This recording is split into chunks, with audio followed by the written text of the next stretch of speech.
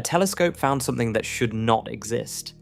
A ring of galaxies, 1.3 billion light-years across, 3 times bigger than the maximum size physics says anything can be, and sitting right next to it, a curved wall of galaxies 3 billion light-years long, both of them hanging in the same patch of sky, both of them impossible. We are going to walk through every strange discovery James Webb has sent back. The galaxies too old, the structures too large, and the one question at the end that scientists cannot answer. If this kind of thing wakes you up, hit subscribe. Now let's go. There is one assumption holding all of modern cosmology together. One idea so fundamental that if it breaks, almost everything we think we know about the universe has to be rebuilt from scratch. Scientists call it the cosmological principle. And right now, it is breaking. Here is what it says. At the largest scales, the universe is smooth. Spread matter out far enough, zoom out far enough, and everything averages out. No region is special, no direction is different. The universe looks roughly the same everywhere you point. That sounds simple, but it is the foundation under every equation, every simulation, every model cosmologists have built for the last 300 years. Isaac Newton was the first to put this idea into clear language, back in 1687. He was not talking about telescopes or galaxies. He was writing about gravity and how it fills space. But buried in his math was this assumption. Matter spreads evenly across the cosmos. The universe has no center, no edge that matters, no giant lump on one side and empty space on the other. Einstein used the same idea when he built his equations for the expanding universe. Every cosmologist after him used it too. And for a long time, it seemed right. The universe looked smooth. The cosmic microwave background, the faint glow of light left over from just after the Big Bang, appeared nearly identical in every direction. Galaxies clustered into walls and filaments, sure, but zoom out far enough, and the lumps averaged out. Then astronomers started finding things that did not average out. Structures, enormous ones. Filaments of galaxies stretching across distances that, according to the cosmological principle, should be impossible. And each time they found one, they told themselves it might be an error, a statistical fluke, a one-time anomaly. Then they found another, and another, and another. Now there are 7 confirmed structures that exceed the theoretical size limit. 7 data points all pushing against the same boundary, and the boundary is not holding.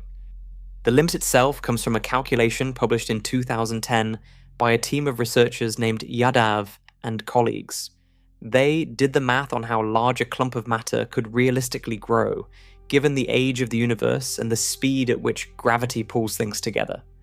Their answer was about 1.2 billion light-years. That is the ceiling. Anything bigger than that had no time to form under the rules of standard cosmology. 1.2 billion light-years already sounds enormous, and it is. To cross that distance at the speed of light would take 1.2 billion years. The dinosaurs went extinct 66 million years ago. 1.2 billion years is almost 20 times longer than that. But the structures being found now are not just slightly over the limit. They are 2 times over it, 3 times, some are 8 times larger. And the telescope at the center of every new discovery is the James Webb Space Telescope. A machine so powerful it can look back to within a few hundred million years of the Big Bang. It launched in December 2021. It has been sending back data ever since, and almost every major finding it has returned has made the standard model harder to defend. This video is about those findings, each one stranger than the last, each one hitting the same principle from a different angle. Cosmologists are not panicking in public, but they are publishing papers with titles like Strong Tension with Standard Cosmology. They are using the word crisis. They are asking whether the model is broken.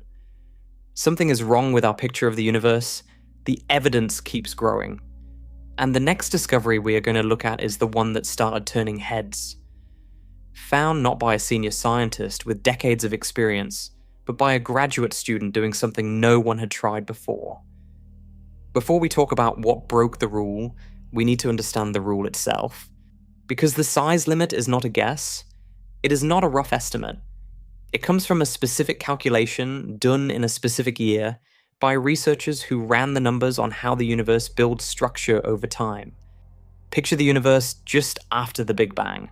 Everything is almost perfectly smooth. There are tiny differences in density, smaller than 1 part in 100,000. Some spots have slightly more matter. Some spots have slightly less. Gravity gets to work. The denser regions pull more matter in. Over millions, then billions of years, those small lumps grow into stars, galaxies, clusters, and the vast cosmic web of filaments and voids we see today. That process takes time, and time is the key constraint. Gravity moves at the speed of light. Gravitational influence cannot travel faster than that. So a region of space can only pull matter from as far away as light could have traveled since the beginning of the universe. Cosmologists call this the horizon scale. It is essentially the speed limit on how large any connected, coherent structure can grow. Now add in the age of the universe at the moment you are looking. The giant arc and the Big Ring sit 9.2 billion light-years away from us.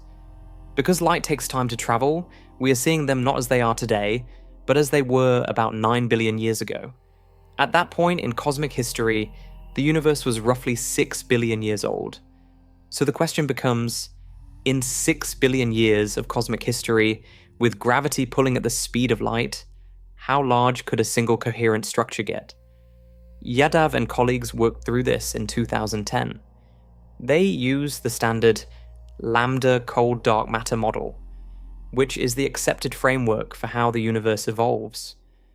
They calculated how fast density fluctuations could grow, how quickly gravity could pull matter together, and what the realistic upper boundary on structure size would be. Their answer came out to about 370 megaparsecs. In more familiar terms, that is 1.2 billion light-years. Think of it this way. Take a football field. The cosmological principle's limit is the full length of that field. Anything bigger than the field should not exist. A structure that extends beyond the far end zone breaks the rules. The giant arc is almost 3 full football fields long. The Big Ring's circumference is more than 3 fields, and there is something even larger we will get to later that stretches to almost 8 fields beyond that limit. The calculation is not considered controversial. It follows directly from accepted physics. The issue is what observations keep showing. And this is where the story gets genuinely strange, because the person who found the most dramatic violation of this rule was not a professor. She was a student, still working on her doctorate, using a technique no major survey had applied before. She was not looking for something impossible. She was just following the data. And the data led her somewhere that made the entire field stop and pay attention. Alexia Lopez was a doctoral student at the University of Central Lancashire in England. She was not working on some grand project to overthrow cosmology. She was doing what graduate students do. She had a dataset, a question, and a method. The method was the unusual part. To find large structures in space, most astronomers map visible galaxies. You track where galaxies cluster and look for patterns. Lopez was doing something different. She was using quasars as backlights. Quasars are the brightest objects in the known universe. They are the cores of distant galaxies where supermassive black holes are actively feeding, blasting out more light than entire galaxies of hundreds of billions of stars. Because they are so luminous, they can be seen across almost the entire observable universe. When light from a quasar travels toward us, it passes through any matter that lies between us and the quasar. If there is a cloud of gas, a filament of galaxies, a large structure in the way, the light from the quasar gets slightly absorbed by that matter. Specifically, a type of ionized magnesium in the gas leaves a distinct chemical fingerprint in the quasar's light spectrum. Lopez mapped those fingerprints. She was charting where the intergalactic gas and matter were dense enough to leave marks on quasar light. And in 2021, A shape appeared in her maps that she could not immediately explain. A curved arc, enormous, stretching across a region of sky about 10 degrees wide. If it were visible to the naked eye, it would span the width of 20 full moons laid side by side. But it sits 9.2 billion light years away, so no human eye will ever see it directly. She measured it, 3.3 billion light years from one end to the other. Nearly 3 times the theoretical maximum size for any structure in the universe. She called it the Giant Arc. She announced it in June 2021 at a major astronomy conference. The reaction was not dismissal. It was not celebration either. It was careful, serious attention. Because if the structure was real, it was a problem, a big one. Some researchers suggested it might be a statistical coincidence. Anytime you search a large dataset for patterns, you risk finding shapes that are not really there. This is known as the look elsewhere effect. The more area you survey, the more likely random clustering can fake a structure. Lopez ran the statistics.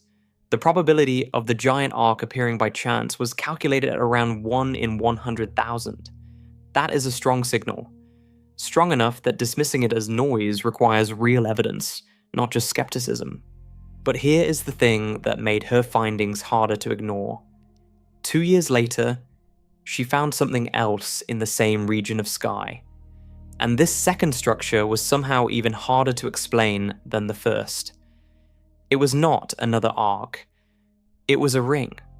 A perfect ring of galaxy clusters, 1.3 billion light years in diameter, hanging in the same cosmic neighborhood as the giant arc.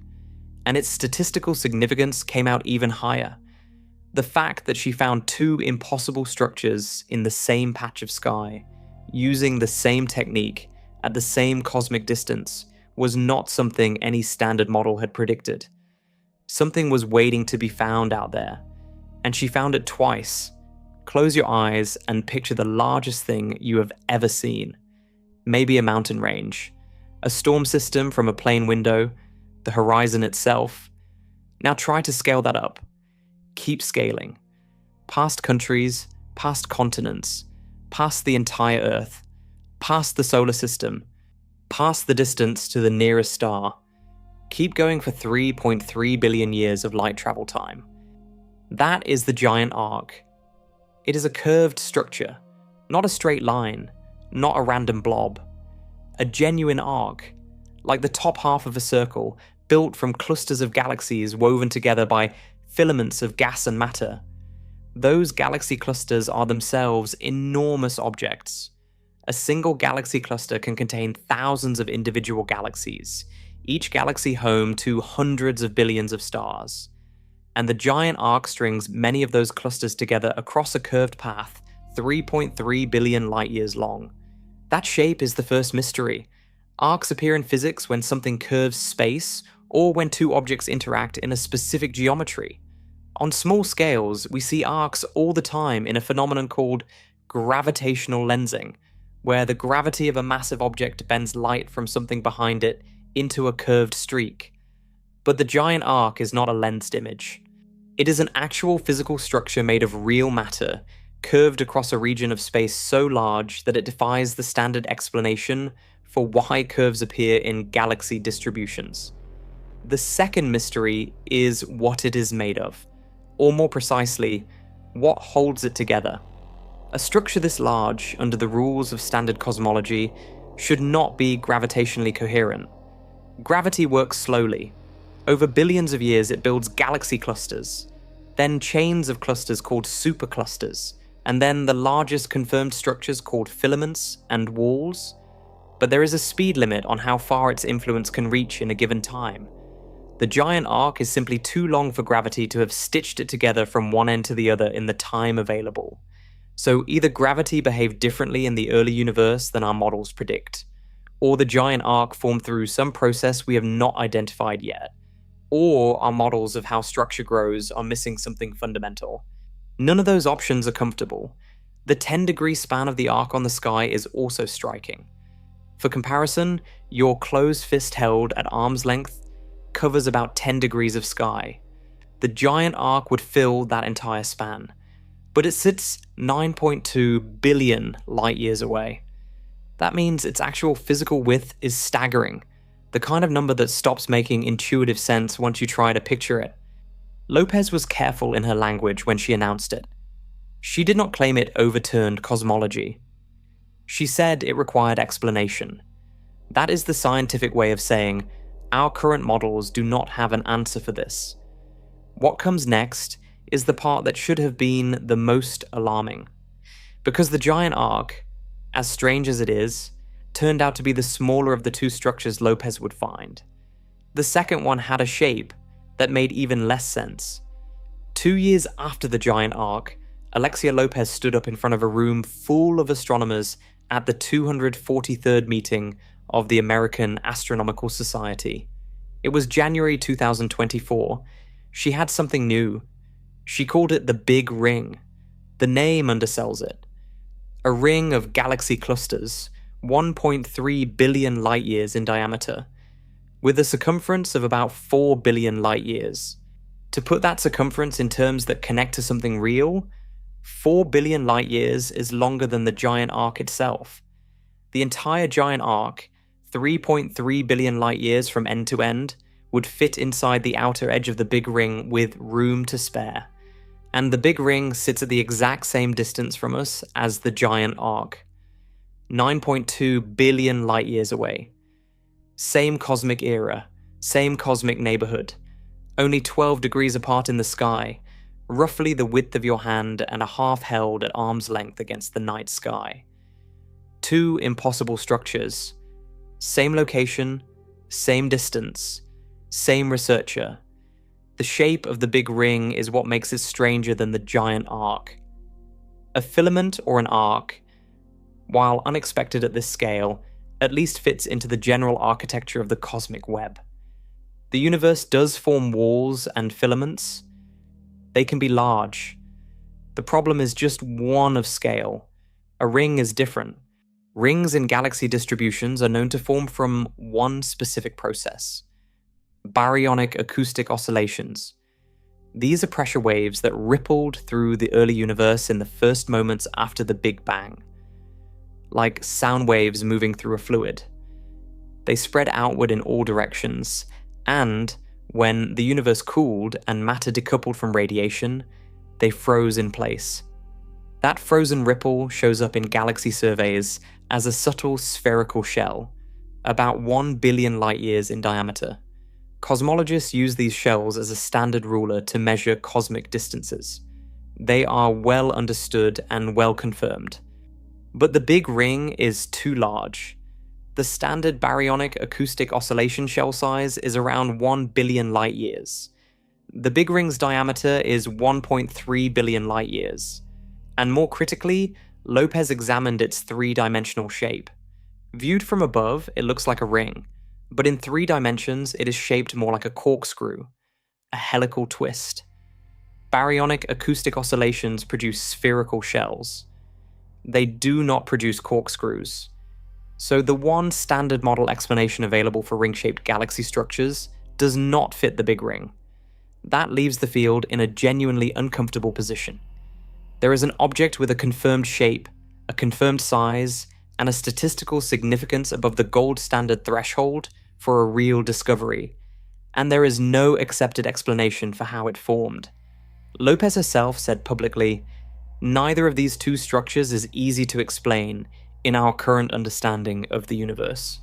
She did not say they are impossible.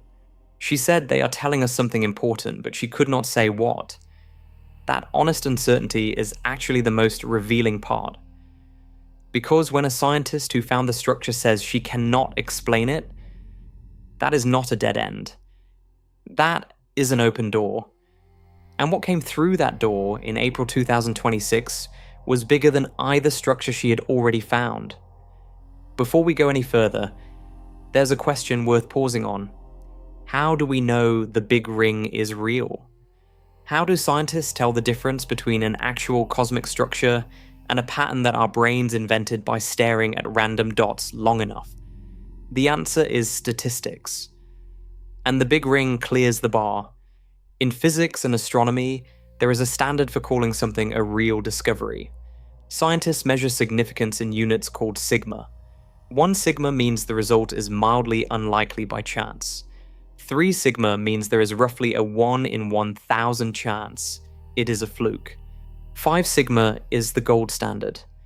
At 5 sigma, the probability of a random chance producing the same result drops below 1 in 3 million. That is the level at which physicists declared the Higgs boson real. It is the threshold the entire field uses for saying, this is not noise. The Big Ring scored 5.2 sigma.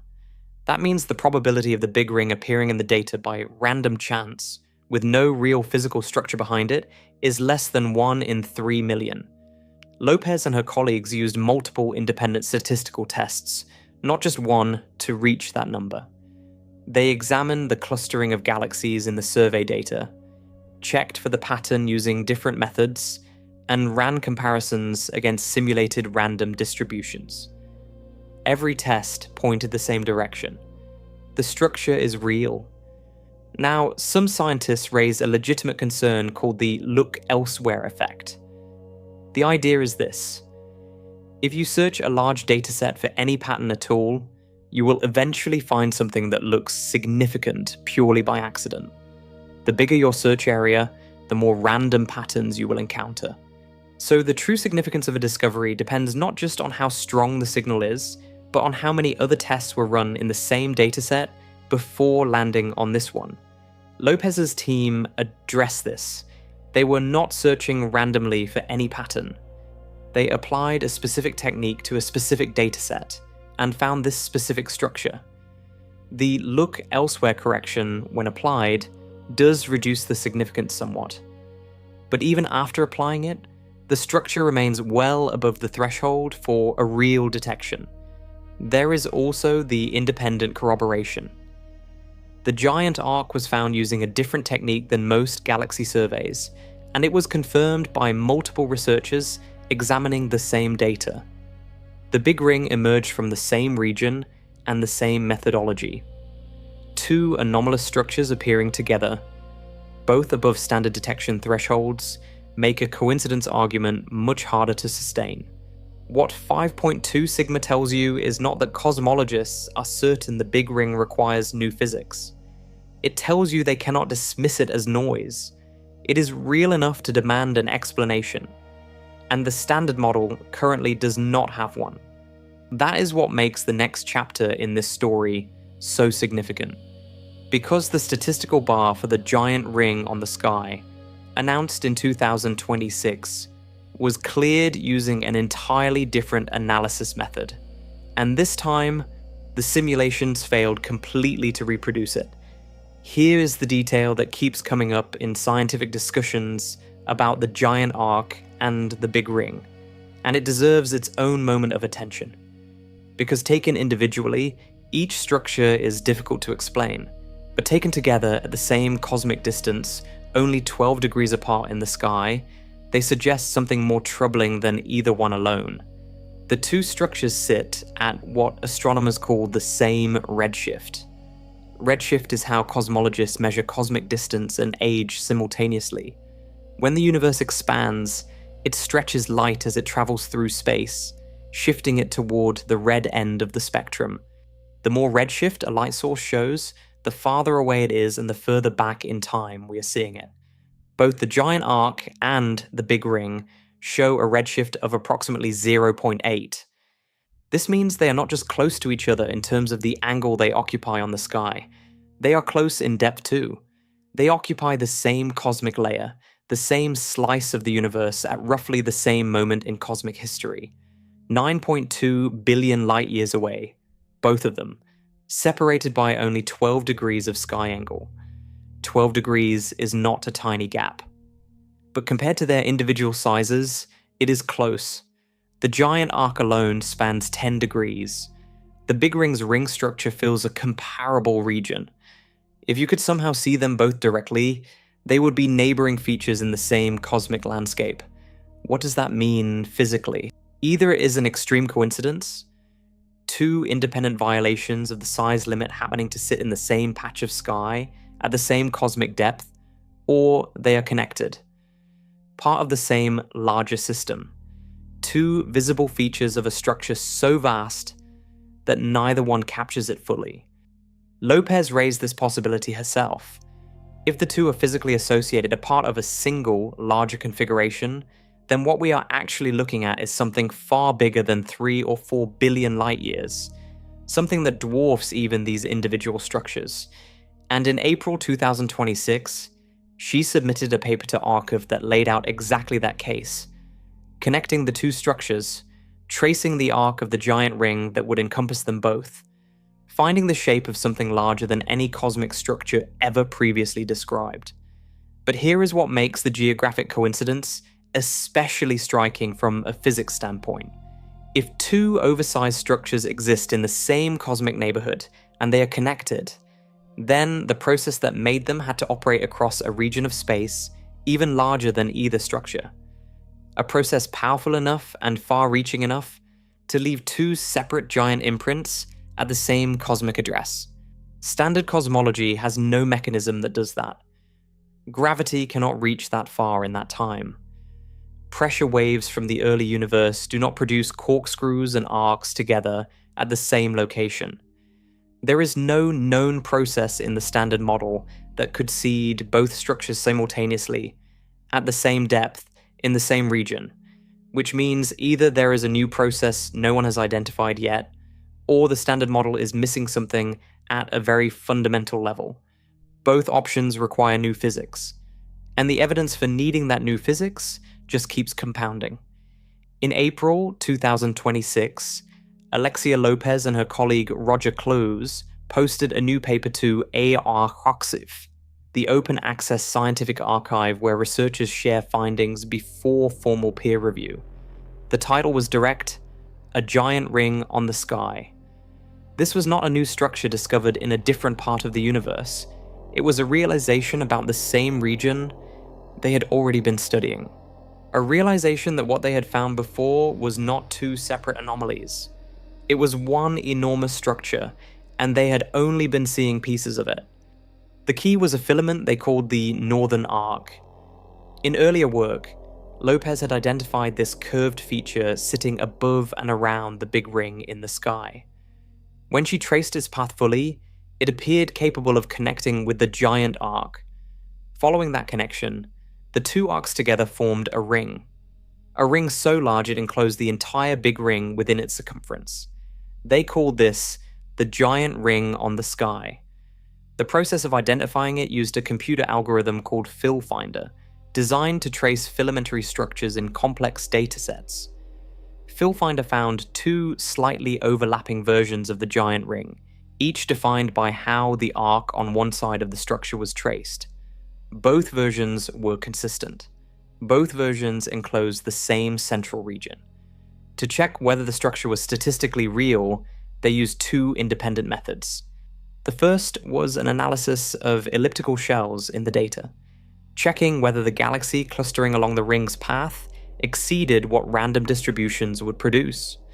The second was a two-dimensional power spectrum analysis, which looks at the spatial frequencies of galaxy clustering across the survey. Both methods found features exceeding 4 sigma, a threshold strong enough to be taken seriously, though below the 5 sigma gold standard. But the most striking result came from the simulations. They ran the same analysis on random datasets. No structure emerged.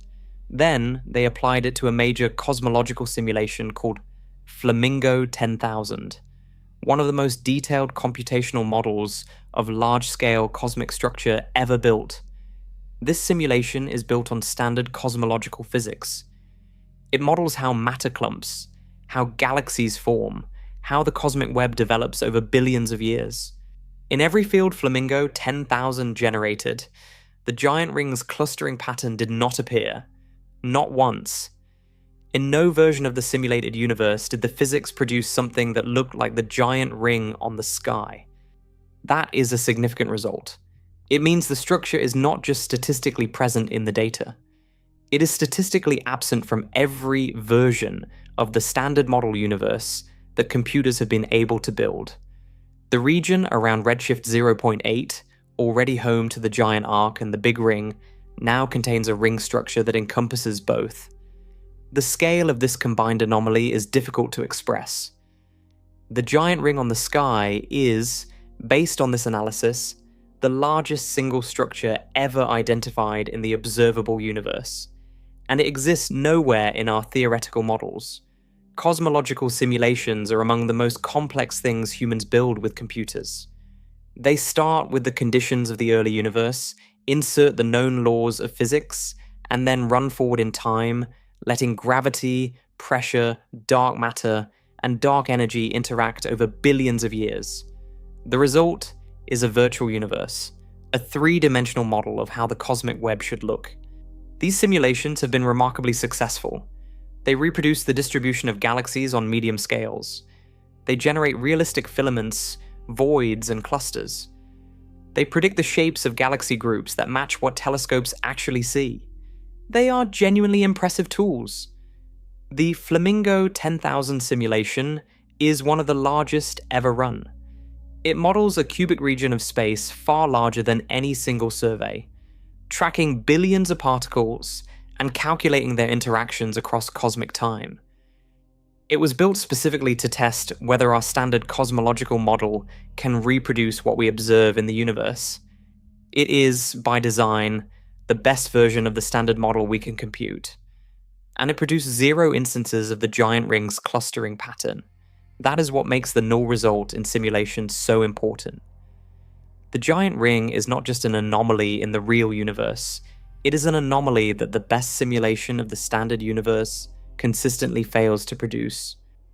You could run the simulation 100 times, start from slightly different initial conditions, and still get nothing that looks like what Lopez and Close found. The scientific meaning of this is precise. If the standard model were correct and complete, the giant ring should occasionally appear in simulations by chance, as a statistical outlier.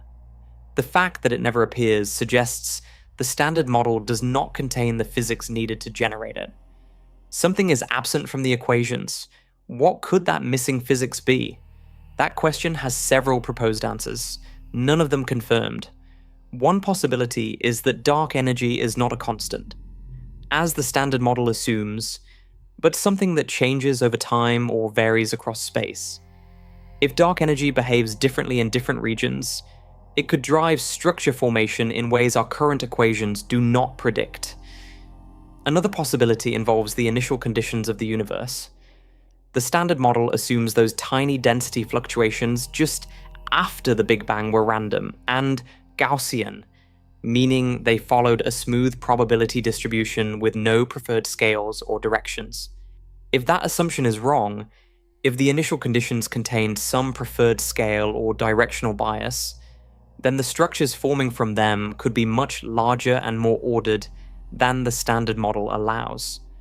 A third possibility, which we will get to in detail later, involves objects called cosmic strings.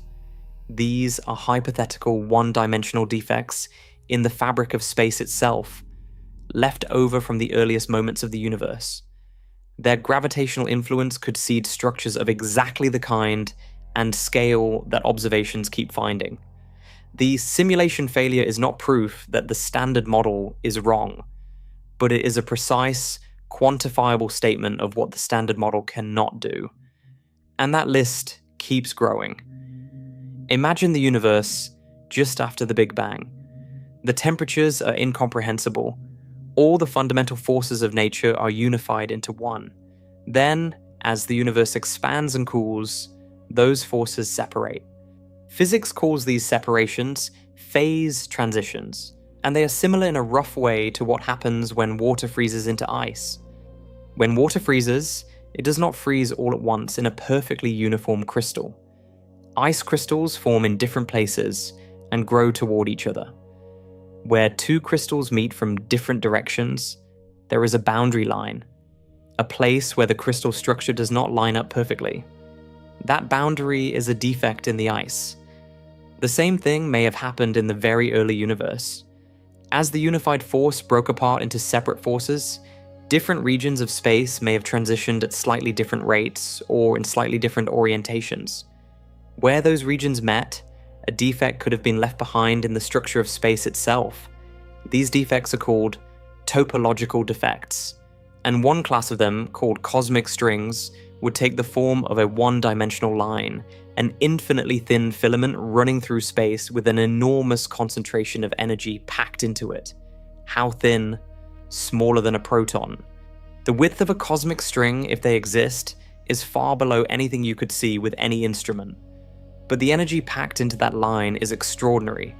A single inch of cosmic string would weigh more than a mountain range, and a cosmic string running across billions of light years of space would carry a gravitational influence capable of pulling matter together along its path over the lifetime of the universe.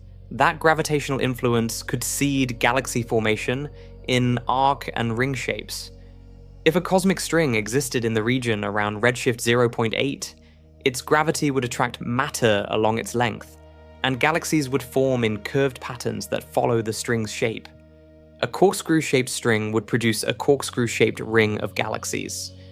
An arc-shaped string would produce an arc of galaxy clusters.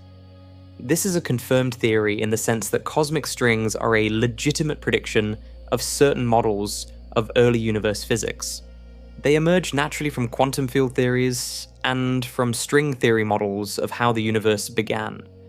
Physical evidence for cosmic strings, however, is scarce. We have not directly detected one. We have not seen an unambiguous gravitational effect that can only be explained by a cosmic string. But we now have arc and ring structures in the universe that no standard model process can produce, and the description of what a cosmic string would leave behind looks remarkably like what has been found. That does not make cosmic strings confirmed. It makes them the most physically motivated explanation available for structures that currently have no other explanation. The next chapter takes us to an even stranger proposal, one involving a previous universe entirely. Roger Penrose is one of the most respected theoretical physicists alive. He shared a Nobel Prize in 2020 for his work on black holes. He has spent decades thinking carefully about the nature of time, space, and the universe's origin. And he has proposed something that sounds, at first, like science fiction. He calls it conformal cyclic cosmology. The idea is that the universe does not have a single beginning and a single end. It goes through cycles. Each cycle is called an aeon. Each aeon begins with something like a Big Bang, expands outward for trillions of years, and eventually reaches a state where all matter has either fallen into black holes or radiated away. At that point, the aeon ends. And through a specific mathematical transformation in how space and time are described, the end point of one aeon becomes the beginning of the next. The cycle repeats, endlessly. This is a theory, not a confirmed model. Mainstream cosmology has not adopted it. It faces serious theoretical challenges and has been criticized by other physicists on mathematical grounds. But it is not dismissed as fringe thinking either, because Penrose has done the rigorous math, and the idea makes specific, testable predictions. One of those predictions is relevant here. Events from a previous aeon, specifically collisions between supermassive black holes in the final stages of that aeon, would produce gravitational wave bursts. Those bursts would carry energy and structure across the transition into the new aeon. They would leave ring-shaped imprints in the cosmic microwave background of the new universe. These rings, called Hawking points by Penrose's collaborators, would appear as faint circular features in the oldest light in the universe, and supporters of conformal cyclic cosmology claim to have found statistical hints of exactly those features in CMB data. Now, the connection to the Big Ring and the giant arc is not direct. Penrose's predicted rings are in the CMB, which is the oldest light we can see, dating to just 380,000 years after the Big Bang. The Big Ring is a structure made of galaxies, billions of years later in cosmic history. They are different phenomena. But the broader logic is similar. Both involve the possibility that what we see in the universe today was shaped by physics operating at scales and times that our standard model does not account for. Both challenge the assumption that the universe we observe is fully explained by what happened after the Big Bang in a single, isolated cycle. Conformal cyclic cosmology is a theory. Its specific ring predictions are contested. But Penrose's broader point, that the universe may have structure and history deeper than our models recognize, looks increasingly worth taking seriously. Because the structures James Webb keeps finding suggest that whatever shaped the cosmos, it was operating at scales far beyond what any single standard model process can explain. And the next thing James Webb found was not a structure, but a galaxy. A galaxy that should not exist at all. James Webb launched on Christmas Day, 2021, from the European Space Agency launch facility in French Guiana. It traveled 1 million miles from Earth to a stable gravitational point where it could stay fixed relative to the Sun and Earth, while its 18 gold-coated mirror segments cooled to their operating temperature.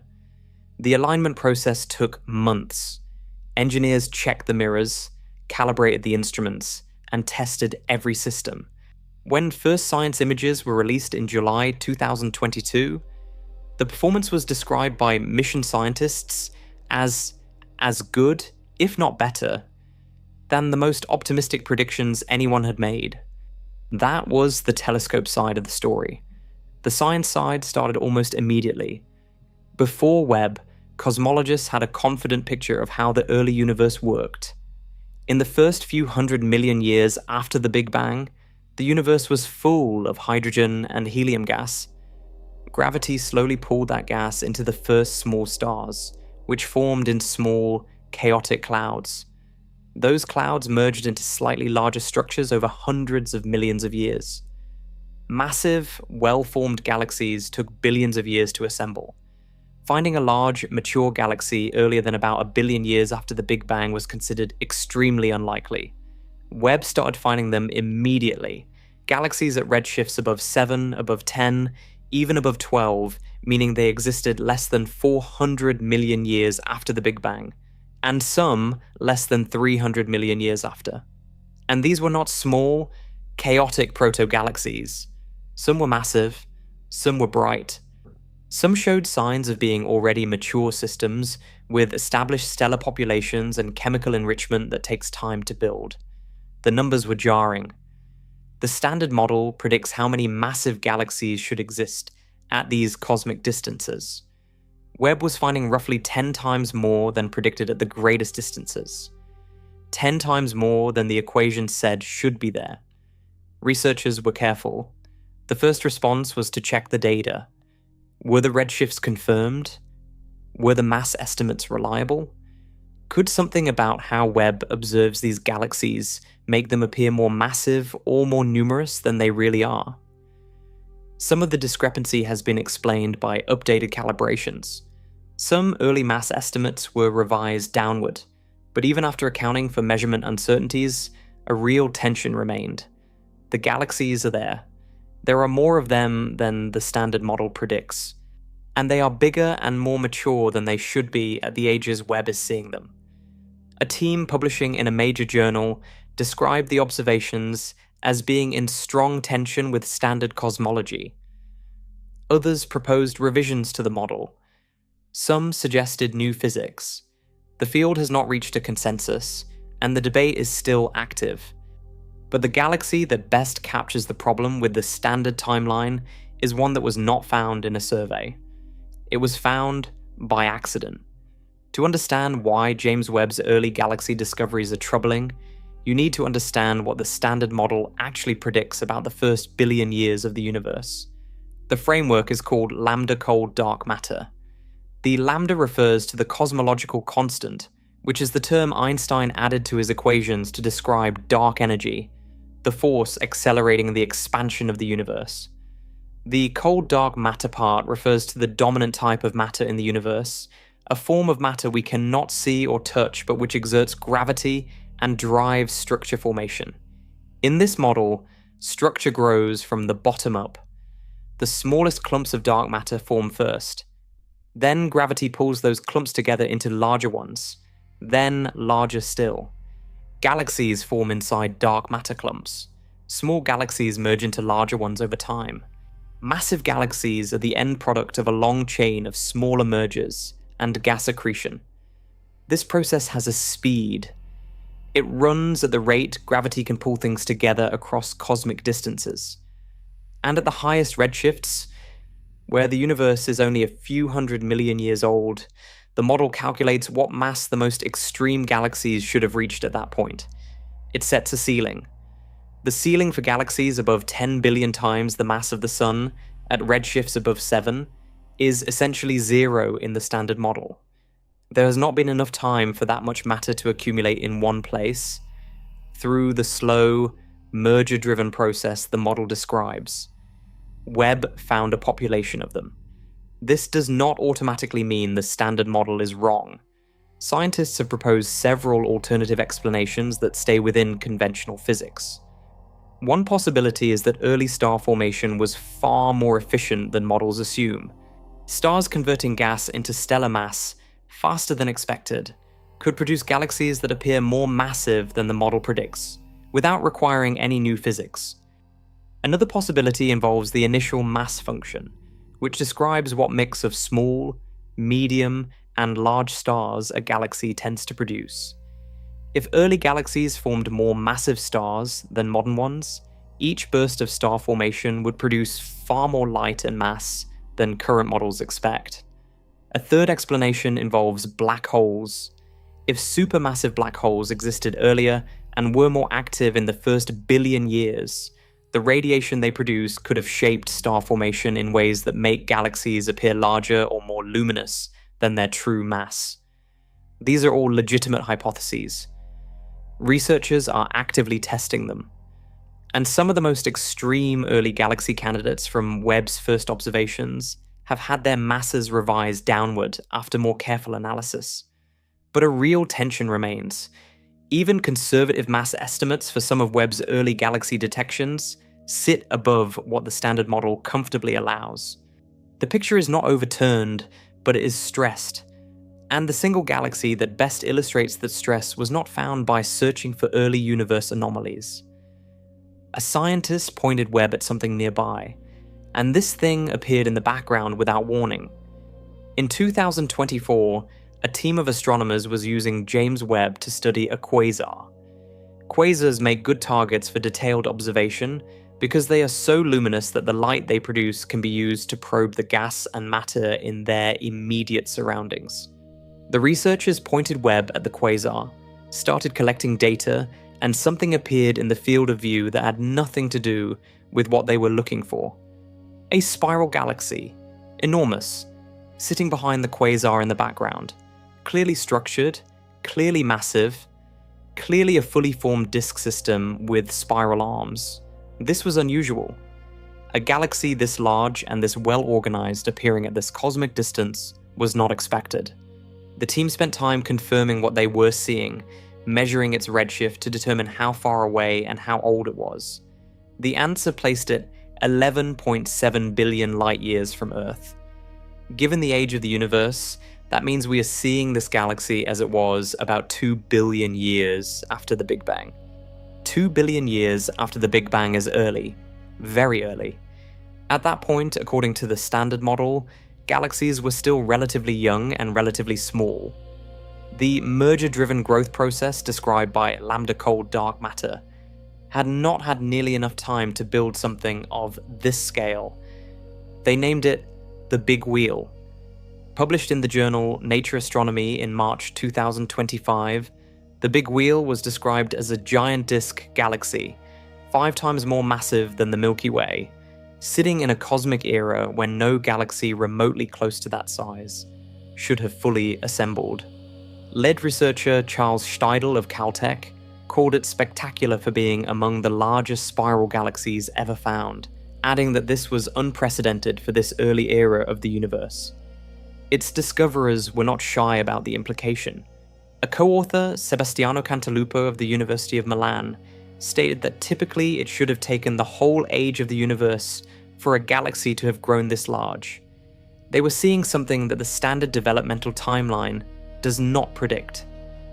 The Big Wheel also showed spiral structure, defined arms, a disk shape. These are features of mature, settled galaxies. Young galaxies, especially at early cosmic times, tend to be irregular, clumpy, and asymmetric. They have not had time to organize themselves into the smooth, rotating disk structure of a classic spiral. The Big Wheel had exactly that structure, 2 billion years after the universe began. It was found by chance. The pointing was for a different object entirely, which raises an uncomfortable question.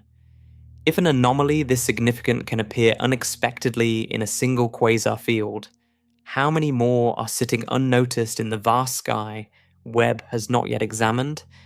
The structure of the Big Wheel is not just surprising. One feature inside it, the way its stars are moving, is particularly hard to explain within the standard timeline. When astronomers measure a galaxy, one of the most revealing things they can look at is how fast different parts of it are rotating. In the solar system, the planets closer to the sun orbit faster than the outer ones. Mercury zips around in 88 days. Neptune takes 165 years. The closer to the central mass, the faster the orbit. This is basic gravity. If galaxies work the same way, stars near the center would orbit fast, and stars in the outer disk would orbit slow, trailing behind. For most of the 20th century, astronomers expected this. Then they measured it. The outer stars in galaxies are not slow. They orbit at almost the same speed as the inner ones. The rotation curve, a graph of orbital speed versus distance from the center, is flat. This was one of the key pieces of evidence that led to the proposal of dark matter. Some invisible mass must be distributed throughout the galaxy, keeping the outer stars moving fast, even far from the visible center. Flat rotation curves are a hallmark of mature, fully assembled galaxies. They indicate that a galaxy has built up its full dark matter halo, the invisible shell of dark matter surrounding the visible disk, over billions of years of growth and merger activity. The Big Wheel has a flat rotation curve. At 2 billion years after the Big Bang, this is extremely unexpected. Building a full dark matter halo takes time. The standard model's merger-driven growth process predicts that halos at this cosmic age should still be assembling, still pulling in surrounding matter, still far from the stable, extended distribution that produces a flat rotation curve. The research team compared the Big Wheel's rotation to the Tully-Fisher relation. This is a well-established relationship between how fast a galaxy spins and how luminous it is. The Tully-Fisher relation is calibrated using galaxies in the modern universe, galaxies billions of years older than the Big Wheel. Local galaxies, nearby galaxies, galaxies that have had the full age of the universe to grow. The Big Wheel falls on the same relation. It spins at the speed of a mature, fully grown galaxy. It has the luminosity of a mature, fully grown galaxy. It has the mass of a mature, fully grown galaxy. And it existed when the universe was only 14% of its current age. The research paper described it as a true outlier, even compared to other large galaxies from the same early cosmic era. Something reached full galactic maturity in a fraction of the time the standard model allocates for that process. That is the flat rotation curve problem. The Big Wheel does not just look like a mature galaxy, it moves like one. And its movement follows the same physical laws, the same statistical relationship as the oldest and most settled galaxies in our cosmic neighborhood. How it got there that fast remains unanswered. The Milky Way is not a small galaxy. It contains somewhere between 100 and 400 billion stars. Its disk stretches about 100,000 light-years across, roughly the distance from New York to Los Angeles 600 times over. It has a central black hole weighing 4 million times the mass of the Sun. It took roughly 13 billion years to become what it is today.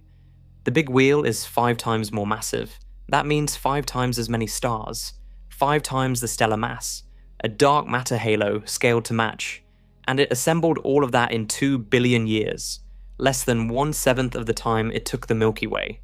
Put it another way, if the Milky Way took 13 years to grow up, the Big Wheel reached 5 times that size in about 1 year and 8 months. The standard model does not have a mechanism that works this fast. The lambda cold dark matter framework builds galaxies through mergers and gradual gas accretion. Smaller structures combine into larger ones, and those combine into larger ones still.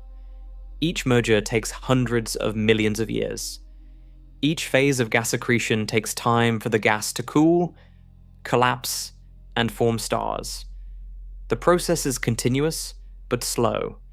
To build a galaxy 5 times the mass of the Milky Way in 2 billion years, under the standard model, would require either the most extreme sequence of perfectly timed mergers ever proposed, or a fundamental revision to how quickly gas can collapse into stars in the early universe.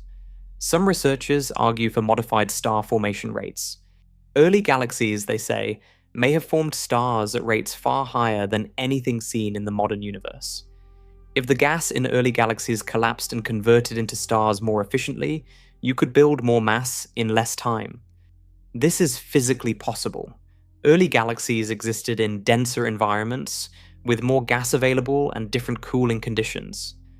Star formation rates in some observed early galaxies are already far higher than typical local rates.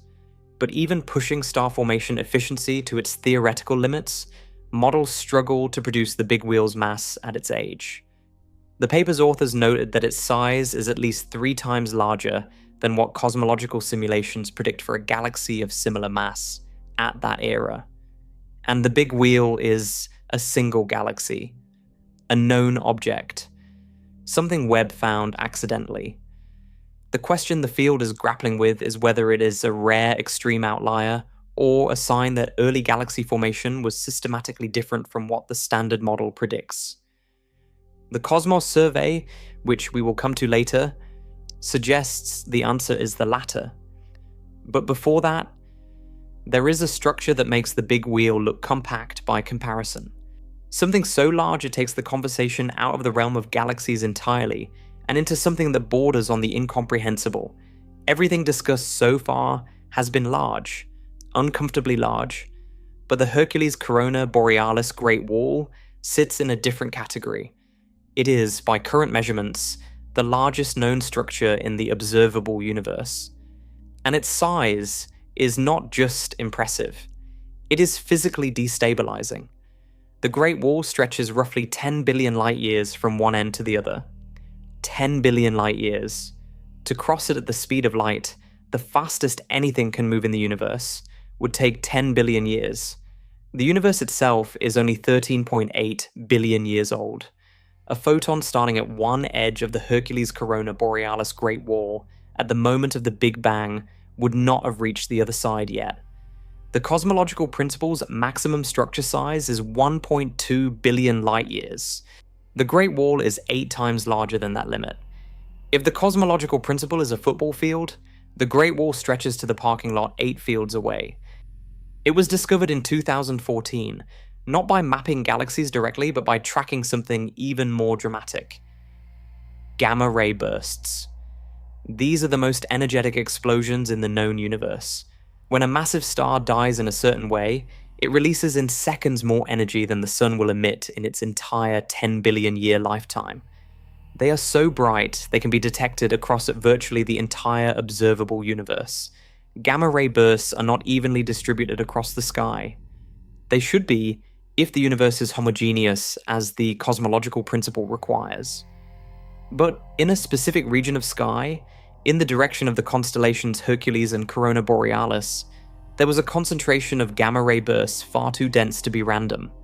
The clustering was statistically significant, and tracing the region where the burst clustered revealed a filamentary structure of galaxies, stretching across a region 10 billion light-years long.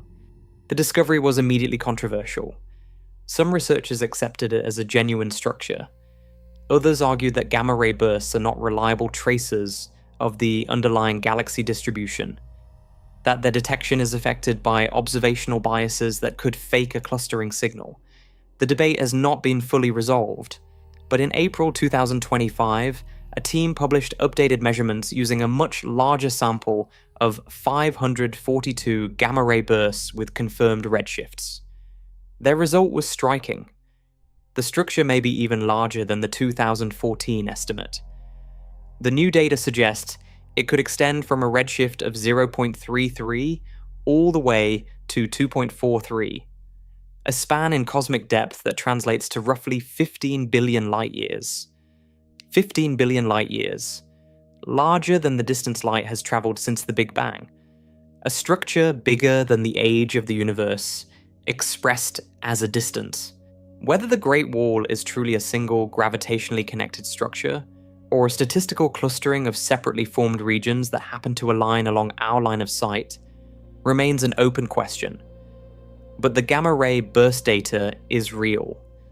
The clustering is real, and its size, even conservatively measured, is a direct challenge to the upper limit the cosmological principle places on what should exist. To understand why gamma-ray bursts matter to cosmology, you have to understand what they are. And what they are is almost beyond description. When a massive star, one at least 20 times heavier than the Sun, reaches the end of its life, the core collapses in milliseconds. The outer layers fall inward and then rebound in a shockwave. But in certain cases, the collapse does not stop at a neutron star. It goes further. A black hole forms at the center, and two narrow jets of energy are fired from the poles at nearly the speed of light. Those jets punch through the dying star and blast outward into space. For a few seconds, sometimes a few minutes, the gamma-ray burst shines with more energy than a billion suns. One burst, in a fraction of a minute, releases as much energy as the Sun will radiate over its entire 10 billion year life. These explosions are visible across the entire observable universe. A telescope on Earth can detect a gamma-ray burst happening near the edge of the cosmos, over 13 billion light years away. That makes them uniquely powerful tools for mapping the universe. They are cosmic lighthouses, flashing from wherever the most massive stars are dying. If the universe is truly homogeneous as the cosmological principle requires, gamma-ray bursts should be distributed evenly across the sky. No region should have dramatically more than any other. Just as you would expect a random scatter of points with no preferred direction or clustering. When researchers mapped confirmed gamma-ray bursts with measured redshifts, they found something that violated that expectation. In the direction of Hercules and Corona Borealis, there was a dense cluster of bursts concentrated in a region of sky that spanned an enormous angular area. The clustering was not subtle, it was a pronounced excess, far beyond what random distribution would produce. Tracing the three-dimensional structure of that clustering, accounting for the distances indicated by each burst redshift, revealed the outline of the Great Wall. A filamentary concentration of galaxies, traced not by direct galaxy surveys but by the distribution of the most extreme stellar deaths in the universe. The method is indirect. That is the core of the debate around the Great Wall. Gamma-ray bursts require massive stars, and massive stars require galaxies. But the relationship between burst rate and galaxy mass or type is not perfectly understood. An observational bias, some systematic effect in how bursts at different distances are detected, could, in principle, mimic a real clustering signal. The 2025 update used more than 5 times as many confirmed bursts as the original study. The clustering remained. It became more defined, not less. A larger sample produced a stronger signal, which is the opposite of what you would expect from a random noise artifact. Noise weakens with more data. Signal strengthens. The structure may not yet be fully mapped. And whether it represents one connected system or multiple overlapping structures aligned along a favorable viewing angle is still being debated. But what is not debated is that the signal is there. And what it points to is something far larger than anything the standard model expected to exist. What happens next in this story is a shift in scale, from the enormous to the nearly inconceivable. The 2014 discovery of the Hercules Corona Borealis Great Wall used a sample of around 230 gamma-ray bursts. The analysis found the clustering signal, estimated the structure's extent, and came up with a figure of roughly 10 billion light-years. Already a violation of the cosmological principle's limit by a factor of 8. In April 2025, a team led by Dr. John Hakila from the University of Alabama in Huntsville repeated the analysis with a much stronger dataset. 542 gamma-ray bursts with confirmed redshifts. More than double the original sample. Every burst had its distance measured precisely enough to place it in three-dimensional space with confidence. The result was not a reduction. The new analysis expanded the structure. The updated estimate placed the Great Wall's extent from redshift 0.33 to redshift 2.43. Working through the cosmological math to convert those redshift values into physical distances gives a span of approximately 15 billion light-years. Let that number sit for a moment. 15 billion light-years. The universe is 13.8 billion years old. Light itself, traveling at the fastest speed anything can move, has only covered about 46 billion light-years in all directions since the Big Bang, because space itself has been expanding the whole time. A structure 15 billion light-years long is not some moderate outlier at the upper end of the expected range. It is a feature of a scale that borders on the limits of what the observable universe can even contain. The Sloan Great Wall, which was the previous record holder for the largest known cosmic structure, stretches about 1.4 billion light-years. The updated Hercules Corona Borealis Great Wall would be more than 10 times longer, more than 10 times the size of the previous record, and more than 12 times the size limit set by the cosmological principle. 12 times. If the cosmological principle drew the boundary at a football field, the Great Wall stretches 12 football fields beyond it. The scientific response to this revision has been cautious. The 2025 paper has not yet completed full peer review at the time of the April 2026 Giant Ring preprint. Some researchers maintain that the gamma-ray burst mapping method is not reliable enough to confirm a structure of this scale. The look elsewhere effect is a concern here too, because gamma-ray burst surveys are less uniform across the sky than galaxy surveys, introducing potential directional biases. But the size revision did not emerge from a flawed or weakened dataset. It came from a larger, better quality sample, analyzed with improved methods, and the signal grew stronger. That is the direction real structures move in when you look harder.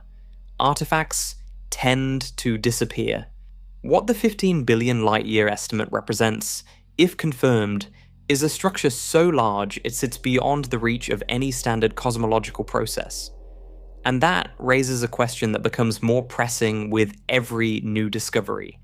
Is the cosmological principle not just stressed, but fundamentally wrong? Cosmologists draw a distinction that sounds technical, but carries real weight. There is a difference between a structure and a statistical clustering. A structure is physically coherent. Its parts are connected by gravity, by gas flows, by the shared history of how they formed. A statistical clustering is a region where objects happen to be more concentrated than average, but with no single causal thread linking them. The cosmic web contains both. Galaxy clusters are real structures, gravitationally bound and coherent. The voids between them are real structures, emptied by the outward flow of matter. Filaments connecting clusters are real, traceable in both simulations and observations. But, at the scale of the Hercules Corona Borealis Great Wall, the question of coherence becomes genuinely hard to answer. A structure 10 or 15 billion light-years across would contain countless separate galaxy clusters, filaments, and voids. These subcomponents are themselves real structures. The question is whether the wall that connects them all is itself a single thing, causally linked, or whether it is just an overdense region of the cosmic web viewed along a favorable line of sight that makes separate structures appear to overlap into one giant form. Gravitational coherence is the technical requirement. For a structure to be real in the full physical sense, gravity must have played a role in linking its parts. Gravity cannot operate faster than light. So a structure 15 billion light years long would require gravitational influence to have propagated across 15 billion light years of space. Given the age of the universe, that is impossible under standard physics. This is exactly the same problem that applies to the giant arc, the big ring, and the giant ring on the sky. They all exceed the horizon scale for causal gravitational connection. If they are physically real, coherent structures, then something other than standard gravity had to produce them. Proponents of the Great Wall as a real structure point to the gamma ray burst clustering data and note that the signal is coherent in three-dimensional space, concentrated in a specific range of redshift and a specific angular region, rather than spread randomly across depth and angle. That kind of three-dimensional coherence is harder to explain as a line-of-sight projection effect than a flat two-dimensional clustering would be.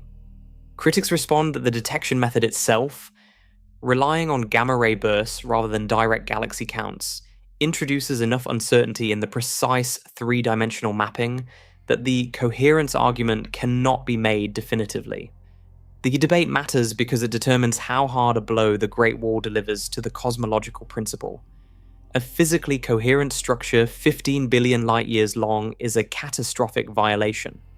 A statistical overdensity of that scale is a serious challenge. Even the softer version of the result is difficult to accommodate in the standard model. And the Great Wall is just one of 7 confirmed large structures that pose this challenge. What comes next is a discovery at the opposite extreme of scale. Not the largest structure, but a single galaxy, found at the most extreme distance Webb has yet confirmed. The universe was 280 million years old. In cosmic terms, that is barely a breath after the Big Bang. The first stars had only recently ignited. The first galaxies were just beginning to take shape from collapsing clouds of hydrogen and helium gas. The universe was dark and chaotic, lit only by the first fragile points of starlight scattered through an endless sea of gas. And yet, a galaxy already existed. Not a proto-galaxy, not a fragmentary cloud. A galaxy with measurable chemical enrichment, with starlight bright enough for James Webb to detect across 13.5 billion light-years of space, with a spectrum detailed enough to reveal what its stars were made of. Scientists named it MOM-Z14. The designation is technical shorthand for its catalog classification and its redshift of 14.44. NASA confirmed its detection in early 2026, calling it one of the most distant galaxies ever spectroscopically confirmed. Spectroscopic confirmation is the gold standard for distance measurement in cosmology. Taking a spectrum means splitting the light from an object into its component wavelengths and reading the chemical signatures embedded in it. Different elements absorb and emit light at specific wavelengths, like fingerprints. By reading those fingerprints and measuring how much they have been stretched by the expansion of the universe, scientists can calculate exactly how far away and how long ago the light was emitted. MOM-Z14's spectrum confirmed it beyond doubt. This galaxy existed 280 million years after the Big Bang.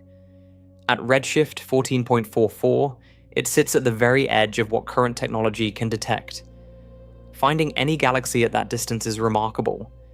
But MOM-Z14 carried a detail in its spectrum that elevated it from remarkable to deeply puzzling. It showed nitrogen. Specifically, it showed nitrogen at a level far higher than expected for such an early galaxy. Nitrogen is not a primordial element. The Big Bang produced hydrogen, helium, and tiny amounts of lithium. Everything heavier, carbon, oxygen, nitrogen, iron, had to be forged inside stars and scattered through space when those stars died. That process, called stellar nucleosynthesis, followed by stellar death, takes time. Massive stars live fast and die young, so they can cycle elements back into space within a few million years. But building up significant nitrogen enrichment across an entire galaxy requires multiple generations of stars, forming and dying and seeding the next generation. MOM-Z14 shows nitrogen enrichment at a level that implies a richer stellar history than 280 million years should allow. It is not an isolated curiosity. It connects to a broader pattern Webb keeps returning to. The early universe appears to have been more chemically evolved, more structurally mature, and more active in star formation than the standard timeline predicts. And the full scope of that pattern became clear when Webb mapped nearly 800,000 galaxies at once. Nitrogen is the seventh element on the periodic table. It is common in the modern universe. Earth's atmosphere is 78% nitrogen. It is found in amino acids, in DNA, in the chemistry of every living thing. But nitrogen's journey from non-existent to abundant is a long one. And in MOM-Z14, it appears to have been rushed. Here is how nitrogen builds up in a galaxy. The first stars form from hydrogen and helium. As they burn, they fuse lighter elements into heavier ones. When they die, they expel those newly made elements into the surrounding gas. The next generation of stars forms from that enriched gas. They build on what the previous generation made. Over multiple cycles, the chemical complexity of a galaxy grows. Nitrogen is produced primarily in stars of intermediate and high mass during specific stages of their evolution. It takes several generations of stellar birth and death to accumulate significant amounts, and those cycles take hundreds of millions of years each, even under the most efficient star formation conditions imaginable. MOM-Z14 existed only 280 million years after the Big Bang. For it to show the nitrogen enrichment levels detected in its spectrum, stellar generations had to cycle through at a pace that the standard model does not predict for that era. One explanation researchers are exploring involves the first stars, called population 3 stars. These are hypothetical massive stars, perhaps hundreds of times the mass of the Sun, that are thought to have formed from the pure hydrogen and helium gas of the primordial universe. They would have burned intensely, lived briefly, and died in enormous explosions, seeding the surrounding gas with heavy elements far faster than typical modern stars. If population 3 stars were far more massive and more numerous than current models assume, they could have driven rapid chemical evolution in the first few 100 million years. This is a confirmed theory in the sense that population 3 stars are a mainstream prediction of cosmology. Their existence is expected. Their exact properties are unknown because none has ever been directly observed. They would have died before any telescope existed to see them. MOM-Z14's nitrogen signal is one of the strongest indirect arguments yet that population 3 stars were more massive and more chemically productive than current models predict. It suggests the first generation of cosmic chemistry ran faster than anyone calculated. Webb also found something striking when it compared MOM-Z14's spectrum to certain ancient stars in our own Milky Way. Stars in our galaxy classified as very metal-poor, meaning they formed early in the Milky Way's history and contained few heavy elements, showed nitrogen patterns similar to MOM-Z14. Those nearby fossil stars may be survivors from the same rapid early enrichment process Webb is now seeing directly. Billions of light years away, and billions of years in the past. That connection between the most distant confirmed galaxy and the oldest surviving stars in our own neighborhood suggests the early universe seeded its chemistry in a way that left marks everywhere, including right here. In June 2025, astronomers released something that had never existed before, a map of the universe spanning almost all of cosmic time, built from James Webb data, covering a region of sky just over half a degree squared, roughly the size of your thumbnail held at arm's length. In that thumbnail-sized patch of sky, nearly 800,000 galaxies.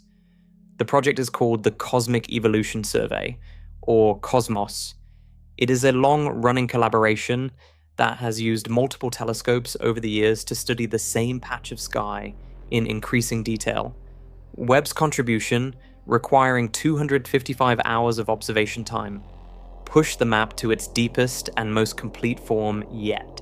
Caitlin Casey of the University of California, Santa Barbara co-led the project. Her team described the results as surprising even to researchers who had spent years preparing for them. The surprise was the number of bright early galaxies. At the greatest cosmic distances, the ones near the very edge of what Webb can see, the survey found roughly 10 times more luminous galaxies than theoretical models had predicted before Webb launched. 10 times. The models were not off by a small margin. They were off by an order of magnitude. The Cosmos map also revealed supermassive black holes that were invisible to the Hubble Space Telescope, Webb's predecessor. These black holes, sitting at the centers of early galaxies, were actively feeding and growing at distances and cosmic ages where the standard model does not expect them to be this numerous or this massive. Every additional galaxy in the map, every unexpected black hole, adds statistical weight to the same underlying conclusion. The early universe formed structure faster and more efficiently than the lambda-cold dark matter model predicts. The discrepancy is not in one object. It is not in one redshift range. It runs across the full depth of the survey, from the relatively recent cosmic past to within a few 100 million years of the Big Bang. Some researchers argue the excess galaxies reflect astrophysical processes, unusual star formation efficiencies or calibration differences, rather than a failure of the cosmological model itself. That debate is active and unresolved, but the raw number, 10 times more bright early galaxies than predicted, is not an adjustment that tweaks the model at the edges. It is a statement that something in the model is fundamentally underestimating how fast the early universe built its large-scale architecture. And while Webb was mapping 800,000 galaxies across cosmic time, a completely separate problem was deepening on another front. A problem that had been building for years, and in January 2025 was formally declared a crisis. There is one number that should describe the universe completely and without ambiguity: how fast it is expanding. The universe has been growing since the Big Bang, every galaxy moving away from every other galaxy as space itself stretches. The rate of that expansion is called the Hubble constant. Measuring it seems straightforward. Find objects at known distances, measure how fast they are moving away from us, divide speed by distance. The result gives you the expansion rate in units of kilometers per second per megaparsec, which is the standard measure of how fast galaxies recede per unit of cosmic distance. The problem is that two different methods of measuring this number give two different answers, and the gap between them is wide enough that it cannot be explained by measurement error alone. The first method uses the cosmic microwave background. This is the oldest light in the universe, emitted about 380,000 years after the Big Bang, when the universe cooled enough for atoms to form and light to travel freely. The pattern of temperature variations in the CMB encodes a snapshot of the early universe.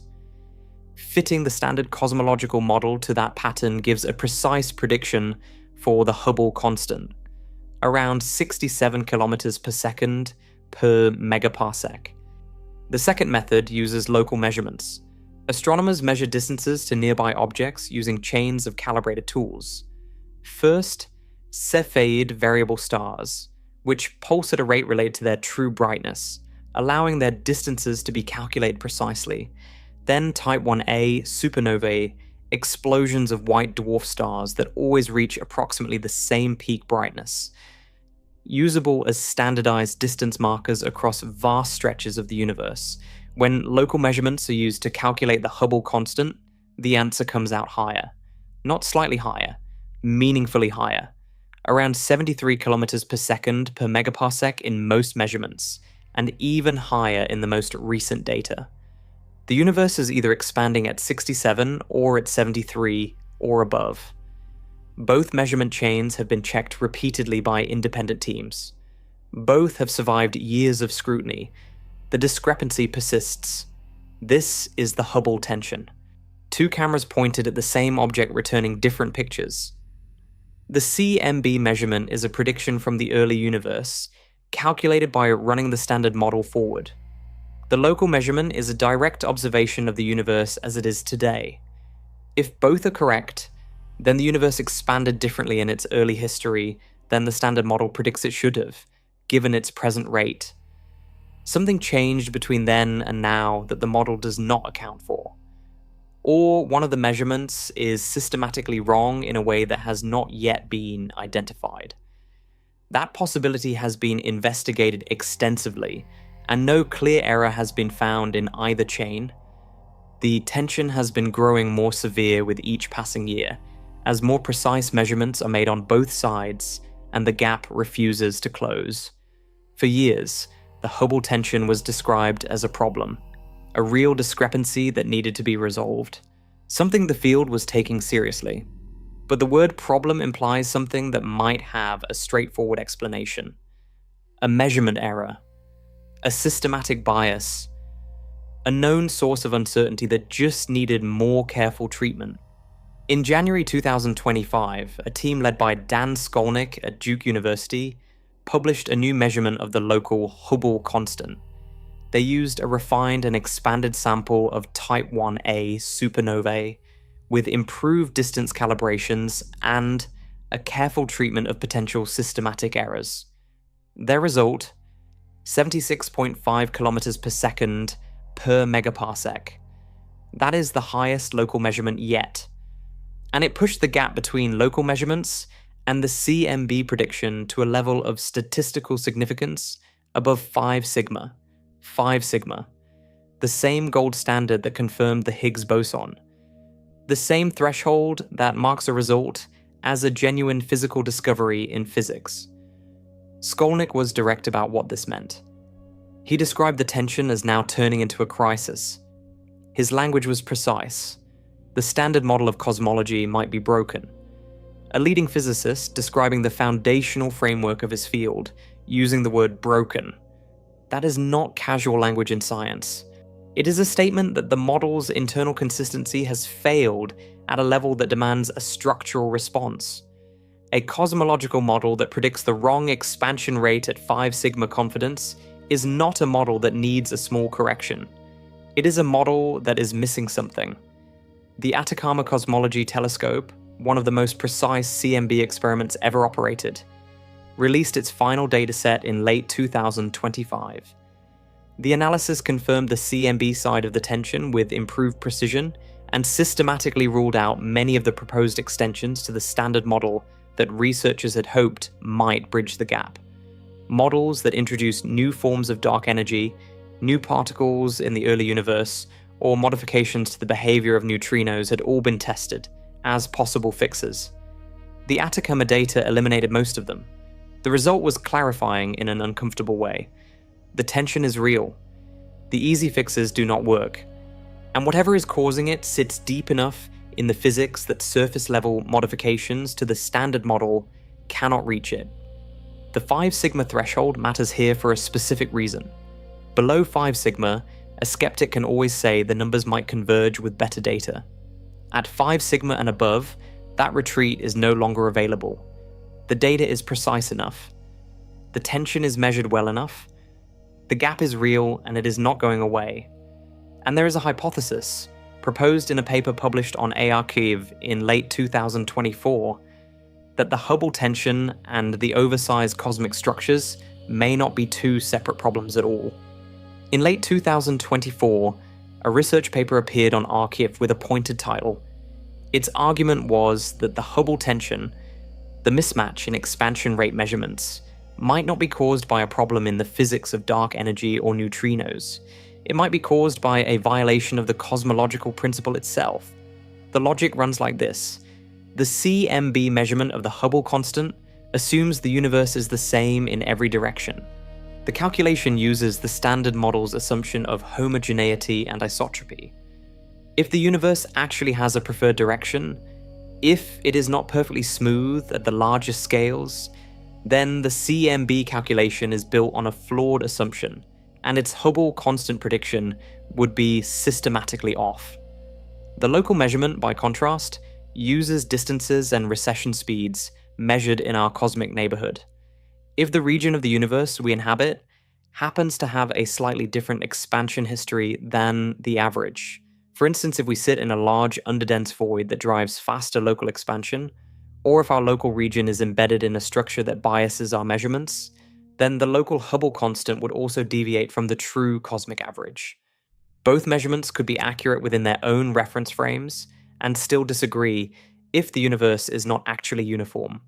The disagreement would then be a signal that the universe has large-scale structure, a preferred direction, or a regional variation in expansion rate that the standard model does not include. This would mean the Hubble tension and the oversized structures, the giant arc, the big ring, the Great Wall, are symptoms of the same underlying condition. The cosmological principle is not just approximately wrong at the scale of individual structures. It is wrong at a level that affects the global expansion history of the universe. This is a theory, not a confirmed result. The paper presents it as a compelling hypothesis, not a proven mechanism. But the connection it draws is specific and testable. If the universe does have a preferred direction, then surveys measuring the distribution of galaxies in different directions should detect a systematic asymmetry. And there is growing evidence, which the next chapter covers, that exactly this kind of asymmetry has already been found. Two crises in cosmology, each requiring new physics on its own, may be one crisis in disguise. And if that single underlying cause is confirmed, the revision to the standard model would not be a small patch. It would be a foundational restructuring. The cosmic microwave background is the most studied dataset in cosmology. It is the faint glow of heat left over from the moment about 380,000 years after the Big Bang, when the universe cooled enough for electrons and protons to combine into neutral atoms and light to travel freely for the first time. That moment is captured in a full sky map of tiny temperature variations, a snapshot of the infant universe. The standard model predicts that this map should look statistically random in every direction. The temperature variations should have the same statistical properties whether you look north, south, east, or west. The universe at that early moment should show no preferred direction. It does. Several anomalies have been identified in the CMB over years of analysis. One is a hemispherical asymmetry. One half of the sky has slightly more temperature variation than the other half. Another is the alignment of the CMB's largest features, the quadrupole and octupole patterns, which should point in random directions, but instead appear to align in a way that cosmologists have nicknamed the axis of evil. A third is a statistical excess in even-numbered versus odd-numbered spatial patterns, a parity violation that the standard model does not predict. Each of these anomalies is individually debated. Each has been analyzed from multiple angles to check for instrumental or processing artifacts. Some researchers consider them real but marginal. Others consider them important signals being underweighted. But the CMB is not the only place this preferred direction shows up, and that is where the case becomes harder to dismiss. Multiple independent, large-scale surveys of different types of objects have been analyzed for what are called cosmic dipoles, a systematic difference in the number or brightness of objects seen in one direction of the sky versus the opposite direction. The surveys include radio galaxies, infrared selected objects, optical galaxies, and quasars. They use different wavelengths, different instruments, different selection methods, and different teams. All of them find dipoles, and the dipoles all point in approximately the same direction. The expected dipole from our own motion through the universe, the kinematic dipole from the Milky Way moving through space, is well understood and accounted for. Even after subtracting it, a significant residual dipole remains in all of these surveys.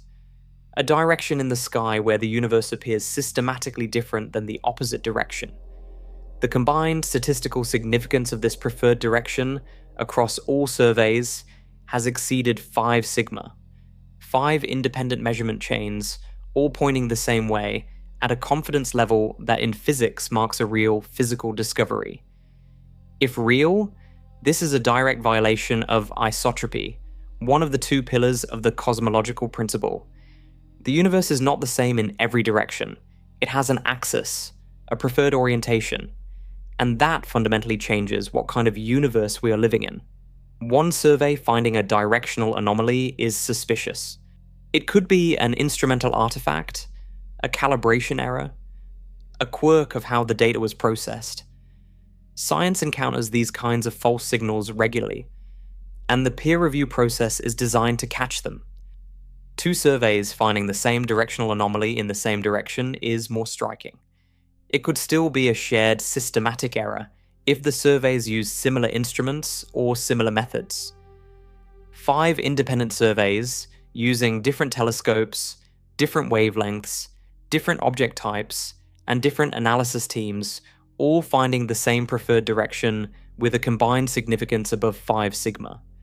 That is the current state of the evidence.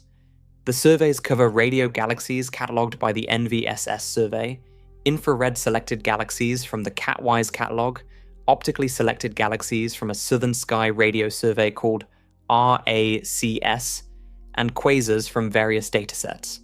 These objects occupy different parts of the electromagnetic spectrum.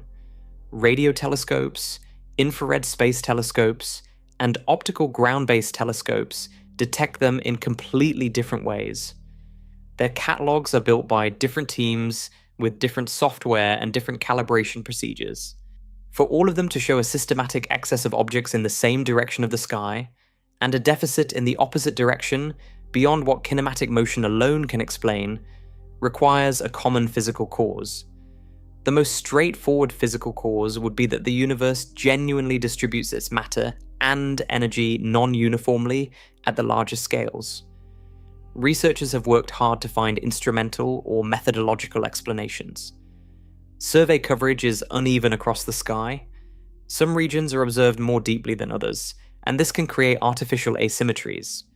Galactic dust and gas absorb and scatter light, affecting how many distant objects are detectable in different directions. Selection effects in how catalogs are built can introduce biases. All of these have been examined and corrected, 4 in the analyses finding the preferred direction. The anomaly survives the corrections in every survey that has investigated it carefully. The directional signal points toward a specific region of the sky. The CMB anomalies, the quadrupole-octopole alignment, and the hemispherical power asymmetry also point toward a related region. The concordance is not perfect across all measurements, and scientists debate how precisely they all agree. But the clustering of anomalies in a common direction across multiple independent datasets is statistically difficult to explain without invoking large-scale structure. Structure on a scale the standard model does not contain. And while all of this evidence from structure, from expansion rates, and from directional asymmetries was accumulating, one crucial question kept arising. Is there any explanation within conventional physics that could account for all of it? One explanation had been proposed long before Webb launched, and it was now failing its most stringent tests. When scientists first saw the Big Ring, the first question was whether it could be explained by baryonic acoustic oscillations. This would have been the comfortable answer, the one that requires no new physics, no exotic structures, no revision to the standard model. Baryonic acoustic oscillations are pressure waves that propagated through the hot plasma of the early universe in the first 380,000 years after the Big Bang. The plasma was a tightly coupled mix of photons, protons, and electrons. Any density fluctuation in this plasma created a pressure wave that spread outward like a ripple in a pond, but in 3 dimensions. When the universe cooled and atoms formed, the plasma decoupled. The pressure waves froze in place. Matter was left in a slightly enhanced ring pattern around each original density fluctuation, a shell of modestly increased galaxy density at a specific radius. That radius corresponds to the distance the sound wave traveled before the universe cooled, about 1 billion light years. This signature has been confirmed in galaxy surveys multiple times. It is one of the most solid predictions the standard model makes, and it matches observations precisely. The baryonic acoustic oscillation scale is a known, calibrated feature of the universe. So, when a ring-shaped structure appeared in galaxy data, the first hypothesis was natural. Could this be a baryonic acoustic oscillation feature? A frozen pressure wave leaving a ring of enhanced galaxy clustering at its known scale? The Big Ring fails this explanation on two counts. First, the size. Baryonic acoustic oscillations produce rings about 1 billion light-years in diameter. The Big Ring is 1.3 billion light-years in diameter. That is 30% larger than the acoustic oscillation scale. Not a small discrepancy. Not within measurement uncertainty, 30% too large. Second, the shape. Acoustic oscillations produce spherical shells. In 3 dimensions, the enhanced galaxy density forms a sphere, not a ring. Viewed from any angle, a sphere looks like a ring in projection. But the Big Ring, when its full 3-dimensional structure is examined, is not a sphere. It is a corkscrew. A helical structure that baryonic acoustic oscillation physics cannot produce, because pressure waves travel equally in all directions and freeze as spheres, not spirals. Lopez and her colleagues explicitly address the baryonic acoustic oscillation hypothesis in their published paper. They concluded it cannot account for the Big Ring's size or shape. This matters because acoustic oscillations were the only real candidate within standard physics. Once ruled out, there is no remaining standard model explanation for the Big Ring, or by extension for the giant ring on the sky. The field is therefore in a position it rarely occupies. A confirmed, statistically significant, physically real structure exists in the universe, and there is no accepted explanation for how it got there. What comes next is not a missing piece to slot in, but something larger. A potential need to rebuild the model that holds all the pieces together. Building a cosmological model is not like building a bridge. You cannot start with a blank design and fill in the details. A cosmological model has to be internally consistent across an enormous range of scales, from the quantum fluctuations in the first fraction of a second after the Big Bang, all the way to the distribution of galaxy clusters billions of light years across. Every prediction the model makes has to match every observation from every telescope. The lambda cold dark matter model achieved this with remarkable precision. It predicted the CMB temperature fluctuations and matched them. It predicted the abundance of light elements and matched observations of hydrogen, helium, and deuterium ratios across the universe. It predicted galaxy clustering statistics at medium scales and matched what surveys found. It is not a model that failed.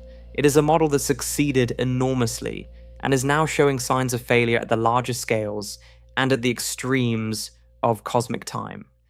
A replacement, or even a significant extension, would have to preserve all of those successes while also explaining what the current model cannot. It would have to explain why the giant arc, the Big Ring, and the giant ring on the sky exist at sizes the current model forbids. It would have to explain why early massive galaxies are more numerous and more developed than the model predicts. It would have to explain the big wheel's mass and rotation at 2 billion years of age. It would have to reconcile the Hubble tension, producing a consistent expansion rate that matches both CMB predictions and local measurements. It would have to account for the preferred direction seen in 5 independent sky surveys. And it would have to do all of this without breaking the precise predictions that the standard model already gets right. No current proposal achieves this. Several have been put forward. Models with a dynamic cosmological constant, where dark energy evolves over time rather than staying fixed, can potentially address the Hubble tension. Models with covarying fundamental constants, where the values of physical constants change over cosmic time, have been proposed to explain the early massive galaxies by effectively stretching the available time for structure to form. Dipole cosmology models, which allow the universe to have a preferred direction built into its geometry, can address the directional anomalies. Each of these addresses part of the problem, none addresses all of it, and none has survived the full gauntlet of observational tests well enough to earn consensus support. What scientists agree on is that the evidence is now too strong to explain away. The number of independent anomalies, each confirmed above the standard significance threshold, each pointing toward a failure of the cosmological principle, has crossed the point where coincidence is a credible response. Something is missing from the model.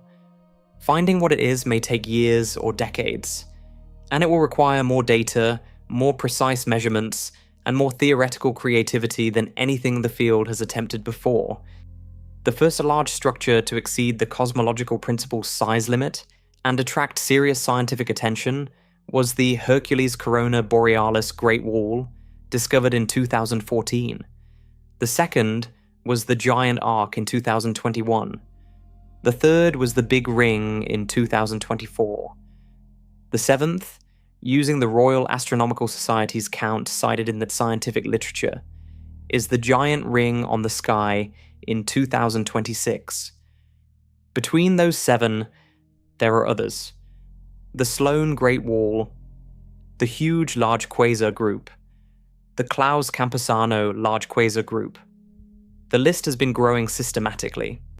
7 structures, all exceeding the theoretical maximum, all found within roughly a decade of each other, all identified using different datasets, different object types, different detection methods. The pattern this creates is not consistent with a random scatter of outliers. If the cosmological principle were basically correct, and these structures were rare statistical accidents at the extreme tail of the size distribution, you would expect them to be isolated and spread unevenly through cosmic history and across different regions of the sky. Instead, they are accumulating at a rate that suggests the violations are common enough to be systematic. Systematic violations mean the rule is not a rule.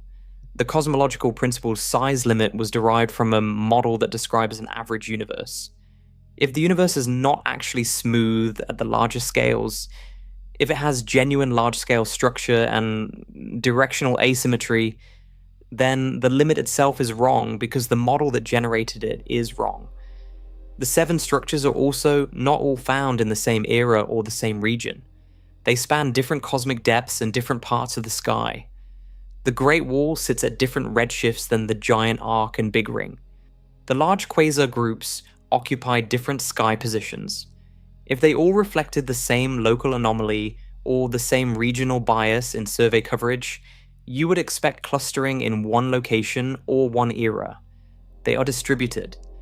Dr. Robert Massey of the Royal Astronomical Society commented publicly on the Big Ring's discovery in 2024 by noting that the 7th large structure contradicting the cosmological principle was food for thought for cosmologists.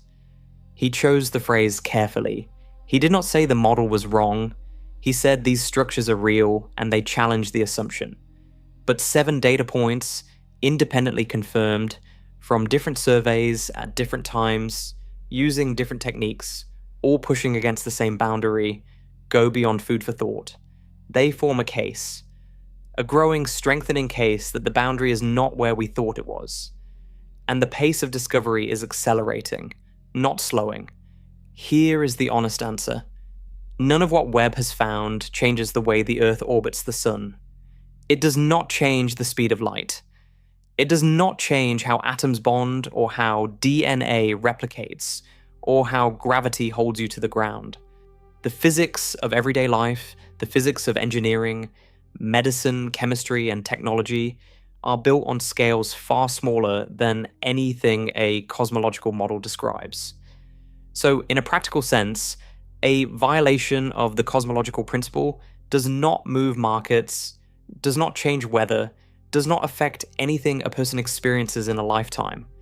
But the implications are not nothing. They are just operating at a different scale, the scale of what we know and what we can build on. Every navigational system depends on precise physics. GPS satellites work because we understand relativity with extraordinary accuracy. Understanding the universe's expansion rate precisely enough to resolve the Hubble tension could sharpen our calibration of fundamental constants used in precision measurements across science and technology. A revised cosmological model might change how we understand dark energy, and dark energy is what is currently accelerating the expansion of the universe. If that expansion accelerates indefinitely, the ultimate fate of every galaxy, star, and planet is connected to it. More immediately, The method James Webb uses to detect galaxies and measure their distances is the same kind of spectroscopic precision that underlies modern chemistry, materials science, and medical imaging. Every advance in telescope design, detector sensitivity, and signal processing developed for space astronomy has historically fed back into ground-based technology. Webb's capabilities represent a frontier that will eventually touch fields far outside cosmology. But the deepest implication is simpler and harder to quantify. Humans use their model of the universe as a frame of reference. The understanding that the cosmos is ancient, vast, and evolved through physical law rather than arbitrary design is foundational to modern science. When that model is revised, the revision changes what questions we are allowed to ask. It opens doors to new frameworks, new ways of thinking about space, time, matter, and causality. A universe that violates the cosmological principle at 5 sigma is a universe that contains structure we did not know existed and did not predict. That means our map of reality is wrong in a specific, measurable, correctable way. Correcting maps is how science moves forward. Every major revision, from heliocentrism to quantum mechanics to general relativity, felt to its contemporaries like instability. In retrospect, each one expanded what humanity could understand and eventually build. This revision, whatever form it takes, will be no different. Alexia Lopez asked the question in print, in the scientific literature, attached to one of the most significant discoveries of the decade. It was not a rhetorical flourish. It was a genuine inquiry addressed to her entire field. Do we need a new standard model? She had found the giant arc. She had found the big ring. She had identified the giant ring on the sky that encompasses them both. She had run the statistics, checked the simulations, and examined every standard explanation available. And after all of that, the question remained open. No cosmologist has answered it definitively, not because no one is trying, because the answer requires building something that does not yet exist. A model that explains everything the current one gets right, plus everything it gets wrong. Lopez is not alone in the territory she is occupying. The Hubble tension researchers reached the same uncomfortable position from a completely different direction. The CMB anomaly team reached it from another direction still. The Webb early galaxy observers reached it from the earliest edges of observable cosmic time. Different methods, different objects, different regions of sky, different cosmic eras, same destination. The standard model is under pressure from every angle simultaneously. What makes this moment in cosmology genuinely rare is the combination of precision and breadth. Each anomaly is now measured with enough rigor that it cannot be dismissed as noise.